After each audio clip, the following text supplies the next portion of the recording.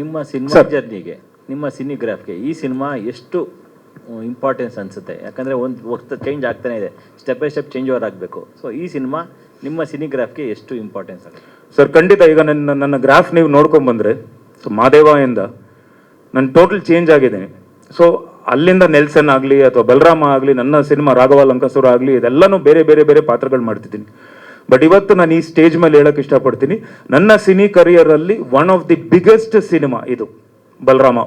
ದೊಡ್ಡ ಸಿನಿಮಾ, ನನಗೆ ದೊಡ್ಡ ವೆಚ್ಚದಲ್ಲಿ ನಡೆದಿರೋಂಥ ಸಿನಿಮಾ. ಯಾಕಂದರೆ ನನಗೆ ಮಾದೇವ ಪ್ರೀವಿಯಸ್ ಏನಾಗಿದೆಯೋ ಅದಕ್ಕಿಂತ ದುಪ್ಪಟ್ಟು ಆ್ಯಂಡ್ 2.5 3 ಟೈಮ್ಸು ನನ್ನ ಮೇಲೆ ಬಂಡವಾಳ ಹೂಡಿ ಈ ಸಿನಿಮಾನ ಮಾಡಿದ್ದಾರೆ.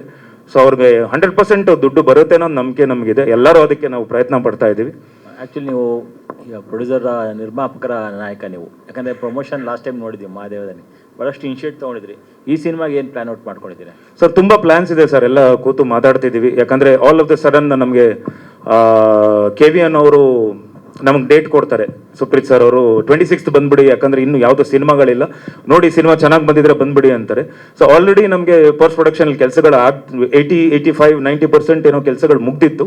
ಸೊ ಆ ಟೈಮಲ್ಲಿ ನಮಗೆ ಡೇಟ್ ಕೊಟ್ಟಾಗ ಸ್ವಲ್ಪ ಕೆಲಸಗಳು ಫಾಸ್ಟ್ ಮಾಡಿದ್ವಿ. ಆ್ಯಂಡ್ ನಮಗೆ ಸಾರಿ ಕ್ವಶನ್ ಮಾಡ್ಬಿಟ್ಟಿರ್ತೀನಿ, ಪ್ರಮೋಷನ್ ಎಲ್ಲ ಸಾರಿ ಸರ್. ಆ್ಯಂಡ್ ಸೊ ಬೇಗನೆ ಅದು ನಮಗೆ ಟೈಮ್ ಕೊಟ್ಟಿದ್ರಿಂದ, ಒಂದು ಭಾಳ ಚಿಕ್ಕ ಟೈಮ್ ಇದೆ, 2-3 ಮಂತ್ಸ್ ಇದ್ದಿದ್ದರಿಂದ ಇದ್ದಿದ್ರೆ ನಾವು ಬೇಗನೆ ಬೇರೆ ಥರದ ಪ್ರಮೋಷನ್ ಎಲ್ಲ ಮಾಡ್ತಿದ್ವಿ.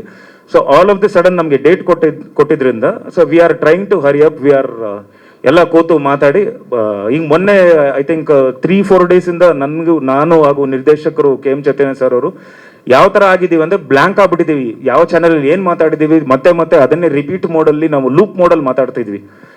ನಮ್ಗೆ ಎಷ್ಟು almost I think summer around 12 ಎಲ್ಲರೂ ನಿಮ್ಮ ಹತ್ರ ಎಲ್ಲರ ಹತ್ರನೂ ಮಾತಾಡ್ತಿದ್ದೀವಿ. ಸೊ ಅದು ಈ ಪ್ರಮೋಷನ್ ಆದಮೇಲೆ ಐ ಥಿಂಕ್ ವೆಬ್ಸೈಟ್ಗಳಲ್ಲಿ, ಸೋಷಿಯಲ್ ಮೀಡಿಯಲ್ಲಿ ಬರೋಕ್ಕೆ ಸ್ಟಾರ್ಟ್ ಆಗುತ್ತೆ.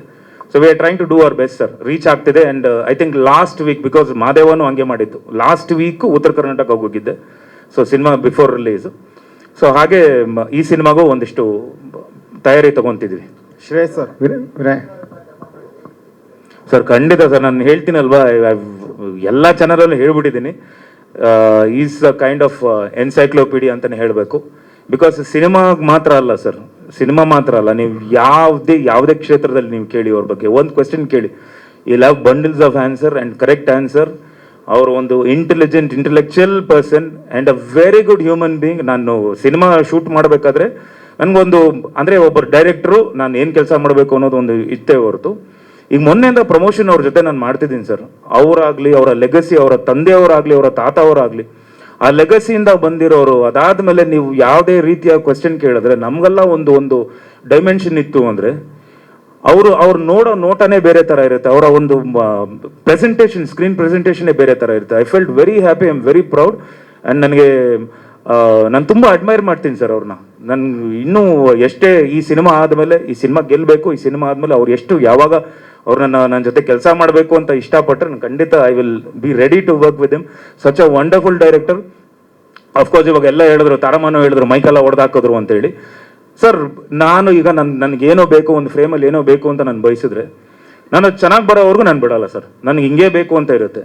ಆ ಥರ ಇರಬೇಕಾದ್ರೆ ದೊಡ್ಡ ಪ್ರೊಡಕ್ಷನ್, ಒಂದು ಅಷ್ಟು ಖರ್ಚು, ಅಷ್ಟು ವೆಚ್ಚದಲ್ಲಿ ಒಂದು ಸಿನಿಮಾ ಮಾಡ್ತಿದ್ದಾರೆ. ಆಮೇಲೆ ಅಷ್ಟು ಜನ ಆರ್ಟಿಸ್ಟು ಬಾಂಬೆಯಿಂದ ಕರ್ಸಿರ್ತೀವಿ, ಟೈಮೆಲ್ಲ ಹೋಗ್ತಿರುತ್ತೆ. ಆ ಥರ ಇರ್ಬೇಕಾದ್ರೆ ಯಾರೋ ಒಂದು ಸಣ್ಣ ಮಿಸ್ಟೇಕ್ ಮಾಡಿದಾಗ ಖಂಡಿತ ಕೋಪ ಬಂದೇ ಬರುತ್ತೆ, ಯಾರೇ ಆಗಿರಲಿ. ಅದು ನನಗೆ ಕರೆಕ್ಟಾಗಿ ಬರಬೇಕು ಅನ್ನೋದು ಅವರ ಒಂದು ಇದು. ಸೊ ಹಾಗಾಗಿ ಅವರು ಕೋಪ ಮಾಡ್ಕೊಳ್ಳೋದು ಏನು ತಪ್ಪಿಲ್ಲ. And I felt very happy and I admire him, I love him so much.